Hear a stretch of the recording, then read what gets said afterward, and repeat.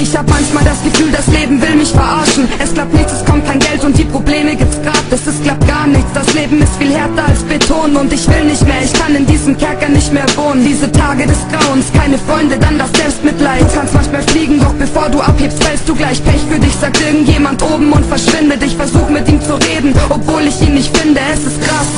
Meine Mutter hat viel Kummer, unsere Mütter gibt es einmal und von Feinden gibt es 100. So viel Stress mit manchen Leuten und die meisten waren Freunde. Und jetzt laufen sie an dir vorbei, als würden sie's bereuen. Diese Zeit, in der man vielleicht auch das Essen geteilt hat, sich wie 300 Mann gefühlt, obwohl man zu zweit war. Leider sind genau die Tage Kopfgeficke und zu hart. Ab ins Bett und Licht aus, vielleicht schlaf ich bis zum nächsten Tag. Nur ein Atemzug von Glück, ich will endlich wieder glücklich sein. Fühl mich so am Boden, als würde jeder mir in den Rücken fallen. Bitte heb mich wieder hoch, hol mich in das Land zurück, da wo man nicht aufgibt und nicht jedes Mal das Handtuch wirft.